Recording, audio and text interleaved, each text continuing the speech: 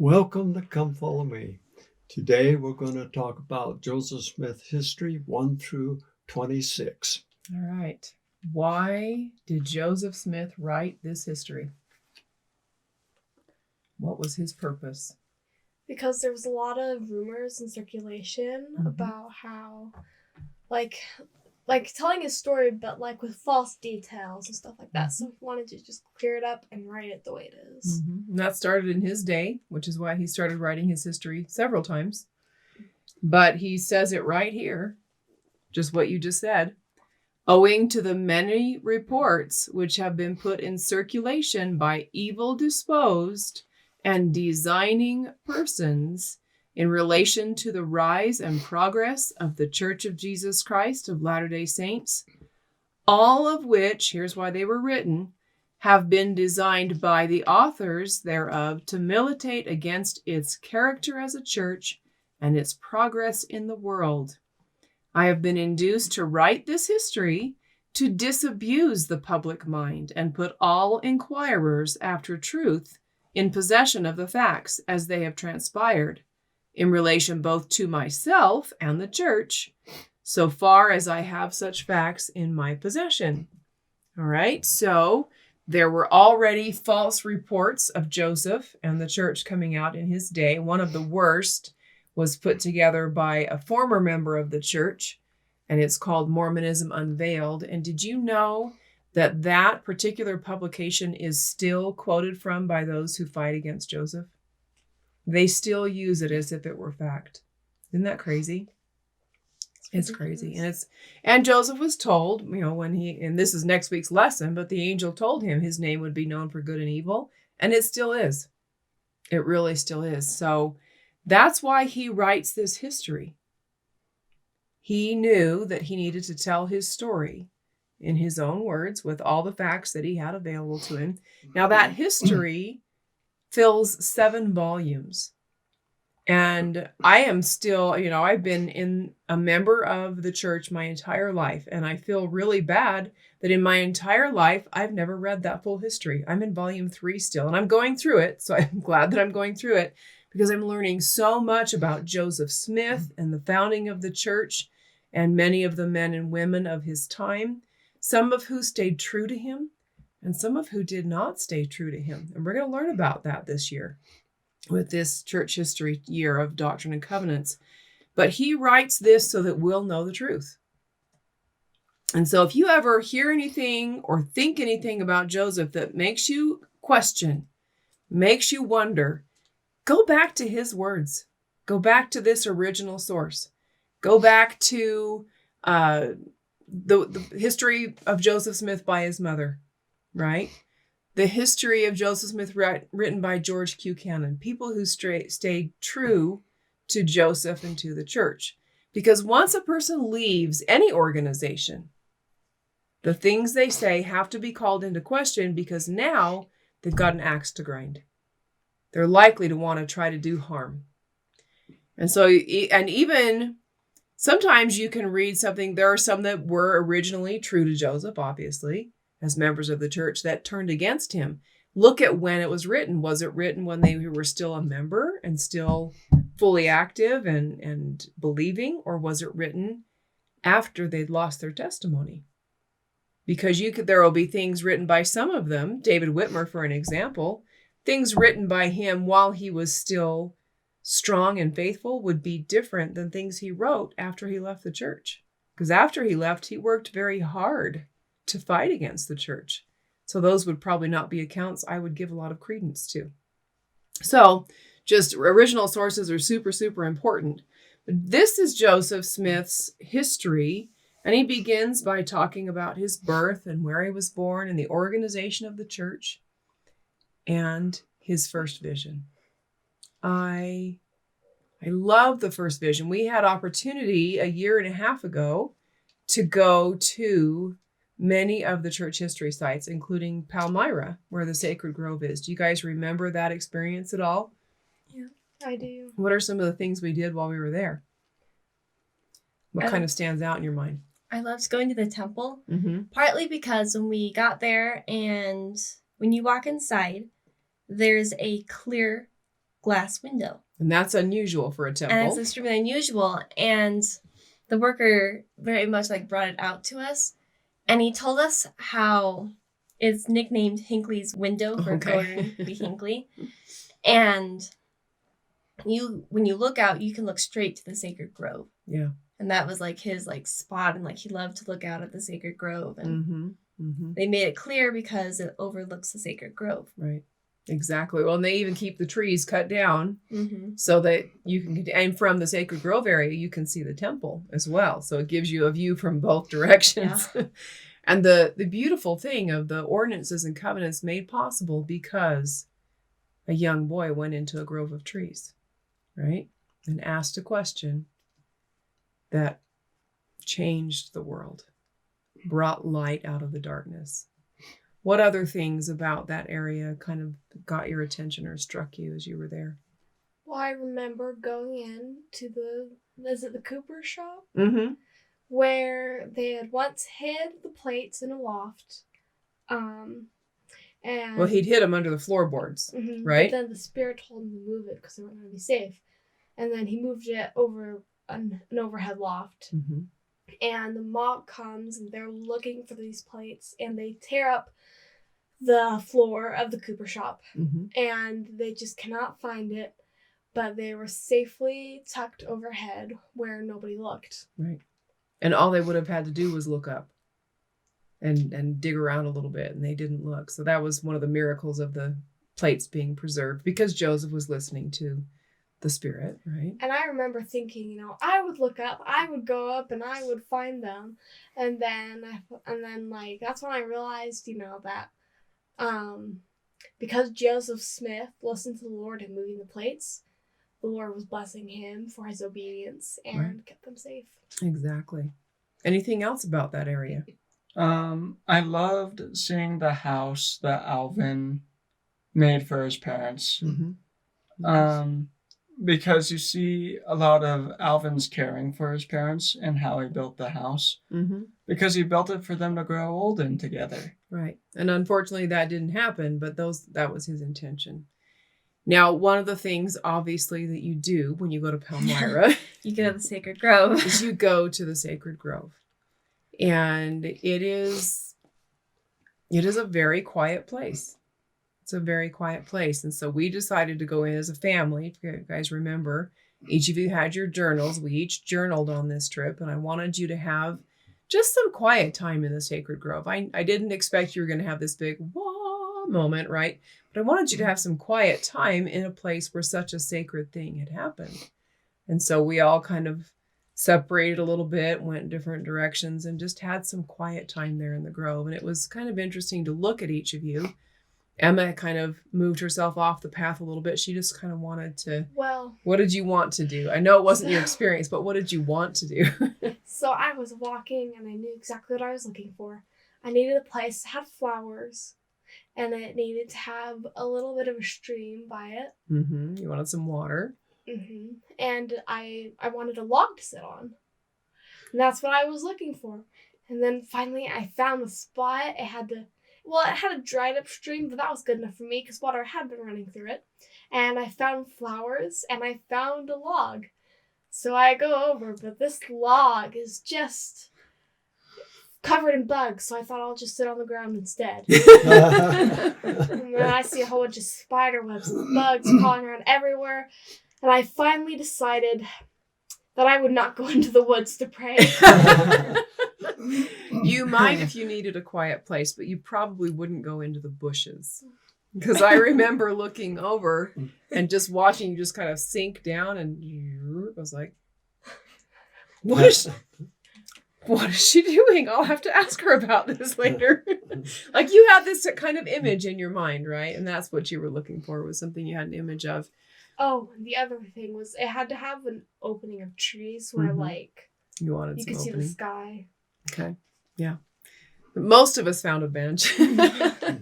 Now we went in September. September is fall time. It's not springtime. So in fall time, the leaves are green and they get a lot of rain there. So that it's always very moist and green.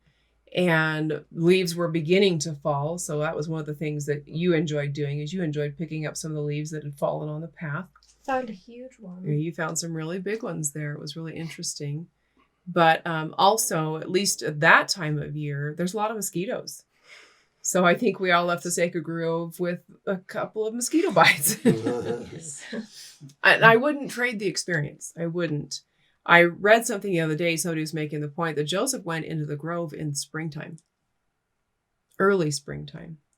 It may be, I don't know what the Sacred Grove looks like in the early spring. Was it covered in leaves yet, or were the leaves just barely beginning to bud? It's hard to know. So we have this picture in our mind. I think I'm grateful that you shared that, Emma, because you had this picture in your mind of what your experience was going to be like. But I think to me, I just really appreciated that time to sit and ponder and reflect and remember the greatness of the work of the restoration done through the prophet Joseph Smith. And that he learned some things there in that grove that were at that point in the history of the world unknown to anyone alive. What are some of the things Joseph learned in his experience in the grove that people didn't know? Well, for one thing, because of many different things, a lot of people believe that the Godhead is one person. Mm-hmm. And so when Joseph had this vision, he had two separate beings appear to him. Mm-hmm. Also, they don't believe that they have bodies. But they came in physical bodies, and they looked exactly the same in features and height, but they were two separate beings, distinct. Yeah, really, really interesting, huh? What are some other things he learned? Well, there were other things like, could they really communicate with God? Is he somebody they can talk to? Right. And all of those kinds of things. In Joseph Smith's experience, he found out that not only could he talk to them, but they were talking to him. Right. And so the other thing they learned is that Satan was real. Yeah.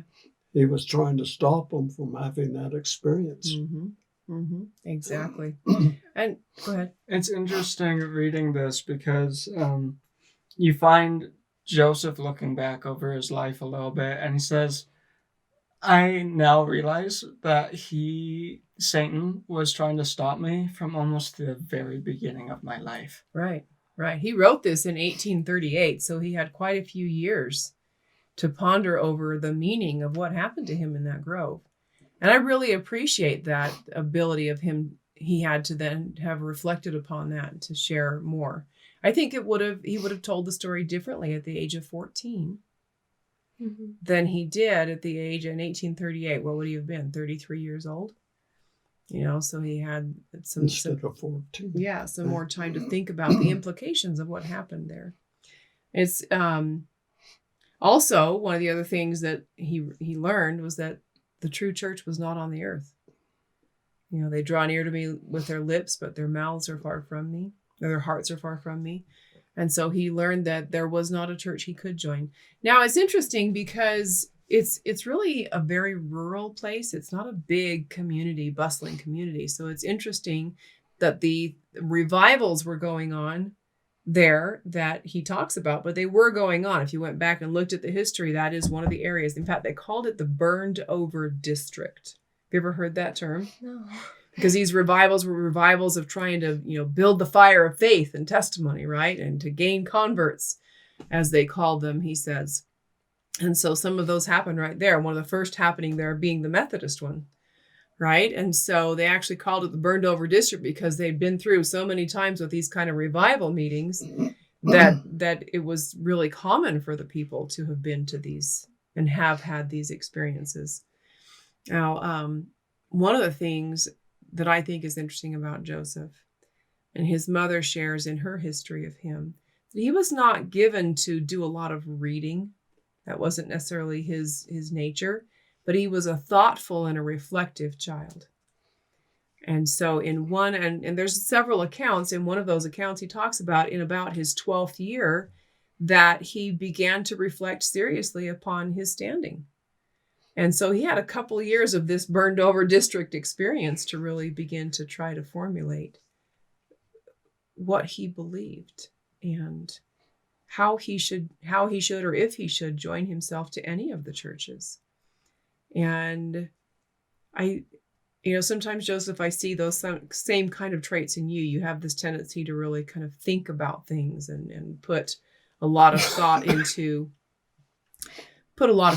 what's going on around you. And I would not equate you with Joseph Smith, because I don't know that that's necessarily would be fair to you or him. But it is interesting to see a child that takes time to think about things, as opposed to one who maybe, like Miranda's more of a reader. Miranda loves to read. She'll just, whole volumes is like she's just eating them up, right? And as much as you love a good story, reading is not as much for you, but you definitely have deep thoughts. And so each child has kind of a different personality, and she recognized this. And so it's really interesting. And when you read her history, you also learn that she too had an experience where she felt this need to really know the gospel. And she chose to use the scriptures to learn, because same experience, she would go to churches and they were all teaching different things based on the same scriptures. So he's very much like his mother in that way. In fact, she had an experience where she was so sick that they thought she was going to die. The physician thought she was going to die. And she prayed. She prayed to live. She prayed to live so that she could help her husband, help her mother, and teach her children to bring them up in righteousness. And she kind of made a covenant there with the Lord that she would do that. And she was healed. And then at that point, she's like, well, I need to figure out a way to keep this promise. So she began reading in her scriptures, trying to understand what she was supposed to do. She learned she was supposed to be baptized, but she couldn't find a church she felt comfortable with. So she started looking for somebody who would simply baptize her so she could have that ordinance, but not necessarily have to be connected to their church. And she did find a minister that would do that for her. So there's a lot of things that people of Joseph's time knew were missing. She knew it. When we hear John Taylor's story later, we'll hear that John Taylor had done the same. He'd been reading the scriptures, and that what was there, he wasn't finding in any of the churches. So they had a study group of people. They studied the scriptures, waiting for the restoration. Thomas Jefferson knew that a restoration needed to happen. He knew it wouldn't happen in his lifetime, right? But he knew it needed to happen. So it wasn't a secret or a surprise to people that truth was not on the earth. And I find that very, very interesting, but they were looking for it. They were looking for it. And so Joseph was doing the same thing. He was looking for truth. He'd been to these. He wanted to. In fact, one of the ones we read last night, we were reading about 9 of the different first vision accounts. And some of them are by him, some of them written by others. And I think it was the one written in Mr. Neubauer's journal that talked about how Joseph wanted to feel that hallelujah, praise the Lord kind of feeling that he was watching other people in these revivals feel, but he couldn't feel it. He wasn't caught up in the emotion of the moment. And I think that's really interesting, because we have to, we live in a time, President Nelson is telling us all the time, you need to learn to hear the voice of the Lord. You need to learn how to receive revelation. And one of the things that is so dangerous is emotions. It is so easy to feel an emotion and think you've heard the Spirit. And so it's really important to understand how the Spirit speaks. And so he wasn't caught up in the emotion of the moment, like many of those people were, thinking they were feeling something of God. And he was watching it and going, this doesn't fit. This doesn't fit what I've heard from the scriptures. He was taught from a time of a young child to search the scriptures for answers. He knew where to find answers. That's why he was turning to the Bible, right? And where does he turn? James 1:5. Here we go. If any of you lack wisdom, let him ask of God, that giveth to all men liberally and upbraideth not, right? And it shall be given him. So he, not necessarily that he knew that scripture before, because that's one that he found as he was trying to find answers. And that sent him to find out. Joseph? Thinking about some of these scriptures and him saying how he pondered on the scripture, what kind of shows his pondering spirit, or the way he ponders, is he had looked at each of the different religions in the area, and he said, but they contradict each other. Right.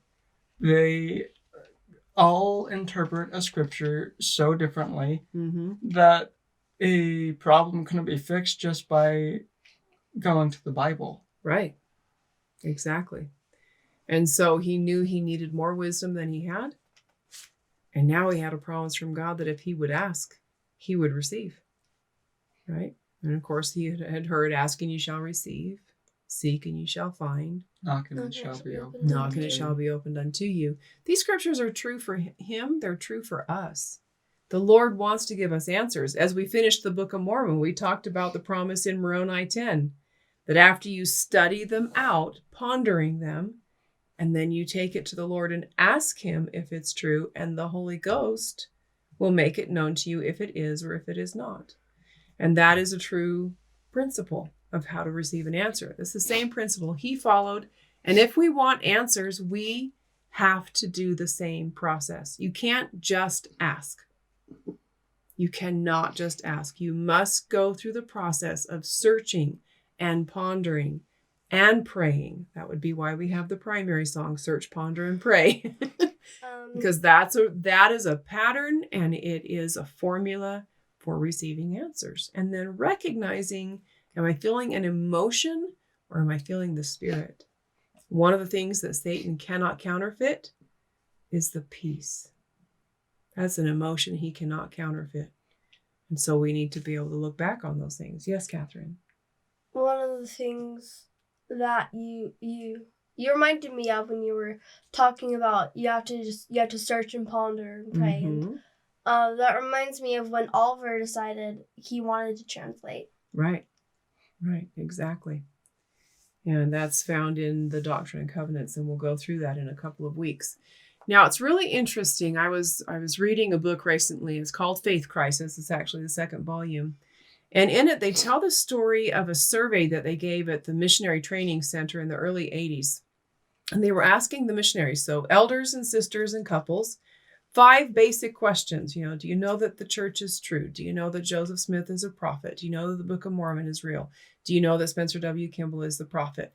And there was one more, and I can't remember what it was. It was like, do you know that the Heavenly Father is like the Father of your spirit? Yes, and do you know that child? Jesus Christ is the Savior? So they were supposed to rate it, and the lowest rating questions had great concern to Elder McConkie. The first one, people did not have a testimony that Joseph Smith was the prophet of the Restoration.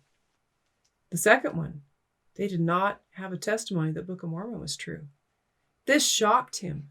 He was sharing this in a meeting with BYU faculty, and his son says he was there in that same meeting, and that the room was just like shocked in awe and silence because they couldn't believe what they were hearing. They said they had the feeling of like they just had a baseball bat. Yeah, to the stomach. Like, blah, right?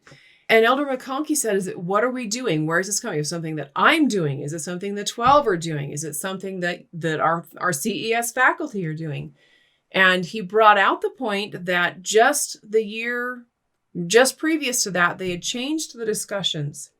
So before that, it always focused on Joseph Smith first. And they had changed them to begin with the message of Christ, which made sense to have a message of Christ. And he said, but after that change, we went from handing out 1 million books of Mormon a year to 500,000.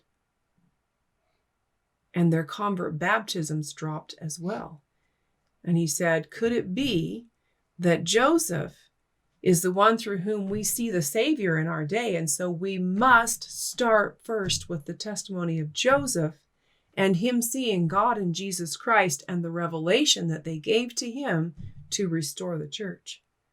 And pretty quickly, the first vision was put back in as what the missionaries would lead with when they taught people.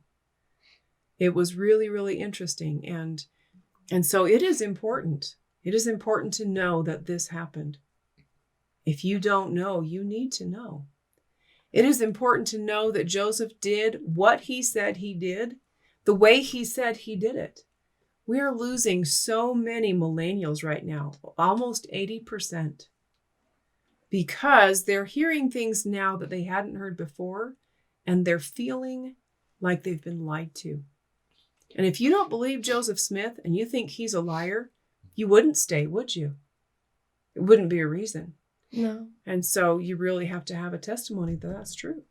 It very much bases off of Joseph Smith. If he was a prophet, then he was able to translate the Book of Mormon. But if he wasn't worthy, if there's all these things, if he wasn't worthy, he could not have translated the Book of Mormon. The church would not be true. Right.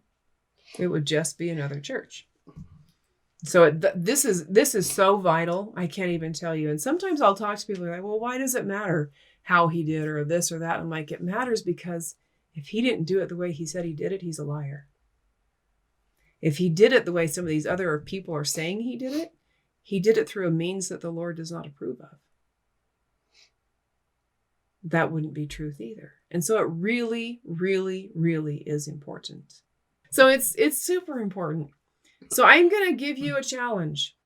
I'm giving myself the challenge. We're going to hand you the challenge as well.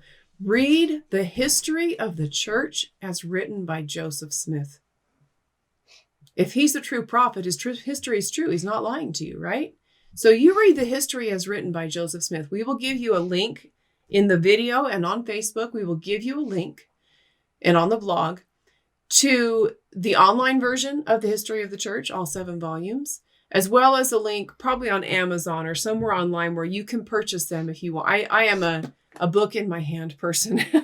I can read on my phone, it's fine, but I really prefer to have a book in my hand. And a book in my hand can go with me anywhere. If the internet goes out, if the electricity goes out, as long as I have sunshine, I can read it, or a flashlight or a candle, I can still read it. It doesn't go away if the internet goes away, right? So I am a book in my hand person. And so this is a series of books I would recommend you have in your home library. Absolutely must have this. And then another project we're going to work on, because I was taught that you need to study history from original sources. And you need to evaluate the value of that original source. We've talked about this before. If you were going to read the history of Jesus Christ, you wouldn't read it as written by Judas Iscariot. And if you're going to read the history of Joseph Smith, you will not read it from the anti-Mormons. Not if you want to know the truth. And so we have a project going this year. There are a lot of contemporary accounts of the history of the church or Joseph Smith by people who knew him. The first one being his mother. We are going to make audiobooks of these. They are in public domain. We'll give you links for them. You can read them in public domain. But we're going to make audiobooks of these with a visual so that you can read along. One of the best ways for a budding reader or a struggling reader to learn to read is to read along with someone else reading the book. So we're going to make a tool to allow you to do that. And we'll be releasing it probably chapter by chapter. We'll barely be keeping up with ourselves. So we're going to begin those this week. I don't know how quickly we can get them up, but as quickly as we can, we're going to put them up. We want you to learn the history of the church by those who lived it, who kept their faithful record, just as we need to keep our faithful record. And we want you to learn it that way, just as we're striving to learn it that way, so that we know, so that we don't have questions, so that we are firm in our foundation. We need that. So that's one of the projects we're working on this year. Pray for us. Oh, please pray for us. We really want these to turn out well. We want these to be a blessing to our family, to your family. We're a homeschooling family, so this is one of our projects, just like doing these videos are one of our projects, right? So it was really interesting for me this week. We decided to study out of the different First Vision accounts. Oh, yes. And I know for some people, they find it as a testimony trier and like it makes them worried. But for me, it was very enlightening and it added to the story. It reminded me of reading the New Testament when you're reading the Gospels, because different accounts bring out different things. Yes. And it doesn't Different take away audience. from the story, but it adds to the story. And so I don't tell a story the same way twice. Right. And then depending on who you're talking to, your story changes. Mm-hmm. Like I wouldn't tell the story the same way to a little person as compared to a full-grown adult Mhm. or a member. Members and Non-member. non-members, right, based on the knowledge they have and their readiness for hearing what you have to hear. Actually, I think that's really good that you bring that out. What stuck out to the rest of you as we did that, because we went through them. What caught your attention or was amazing to you, or yeah? The fact that different people talk differently. Yeah. Very And- differently. Different storytellers tell his story differently. It was very interesting. And they include different things, and some things they don't include, like other Mhm. people do. Right. It just, you don't always think you need to include some things, but sometimes you think you do. Right. So, Right. It was interesting. There's lots of different little short films about the first vision out and about that Right. the church has produced over the years. Mm-hmm.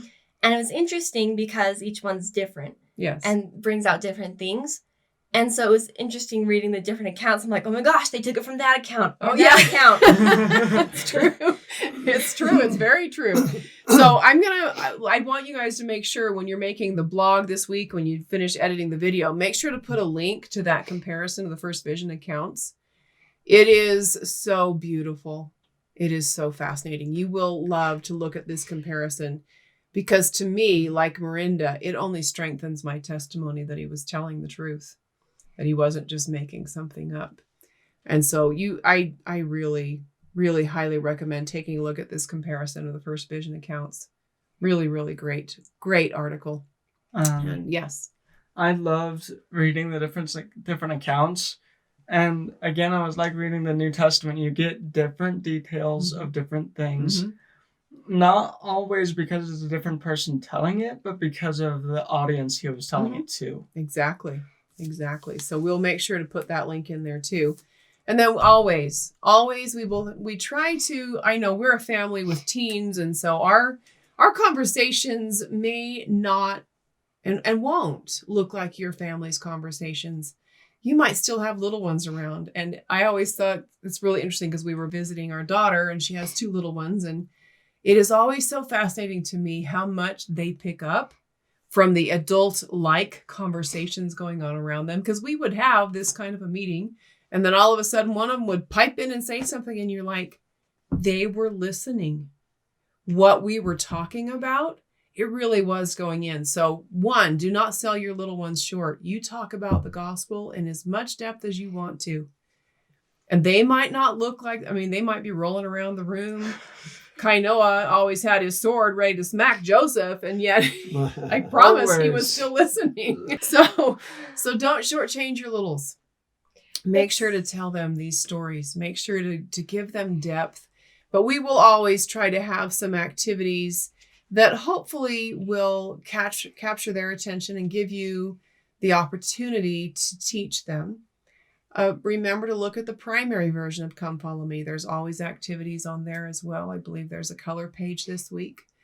And then last year, remember, we made gold plates. This year, because they would have been writing with, quill pens.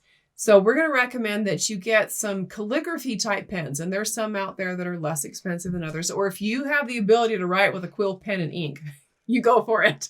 But we don't. But we do have some of these calligraphy pens, and practice making just beautiful handwriting. One of the things, and sometimes these manuscripts are hard to read because handwriting changes a lot.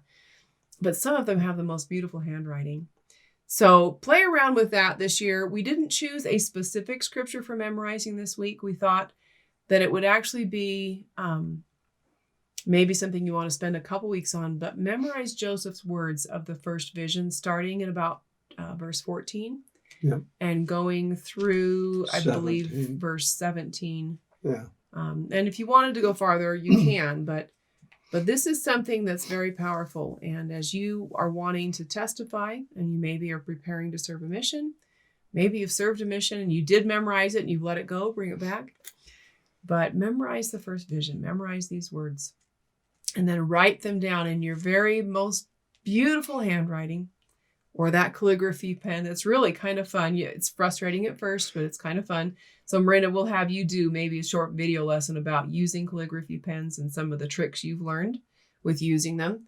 And just really enjoy that. Do you have the sample? Emma, grab that sample really quick. We just kind of played around with this for a minute, but we did the cover using a brown paper bag, and we kind of crumpled it up so it would look more like an older book. And then we just have some papers that we've put inside of it.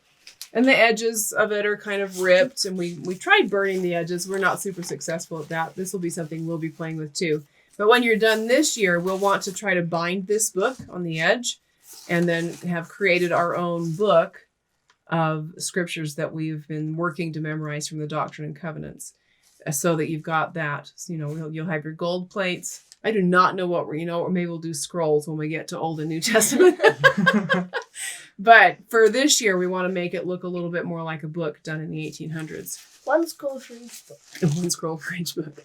And you're always wondering, why did we make it look all tattered and torn? Because we want it to look old. We want it to look ancient. Yeah. Authentic. Authentic. Mm-hmm. And If you wanted to get really authentic, we would take cardboard and we would glue beautiful material to the outside and bind the inside. That's how you'd really make it authentic that time. We'll be playing around with this idea. We're not quite done with it yet. But we want to close today with a song that obviously will not surprise you. Well, Oh, one more thing? the activity. The Yes. color page. Color page. We're I going thought to I make a mentioned color that, but page. yes, a color page. We're going to sing Joseph Smith's first prayer. We're also going to include a link of a missionary choir singing an arrangement of this song that is heavenly. So we'll include that link. I don't think we're heavenly, but we are going to sing this song for you today. Again, give us a note, Catherine. Here we go. 1, 2. Oh, how lovely was the morning, radiant beamed the sun above. Bees were humming, sweet birds singing, music ringing through the grove. When within the shady woodland Joseph sought the God of love. When within the shady woodland Joseph sought the God of love. If you've enjoyed our videos, give us a thumbs up, and don't forget to subscribe and hit the bell for notifications. And don't forget to find and follow us on Facebook.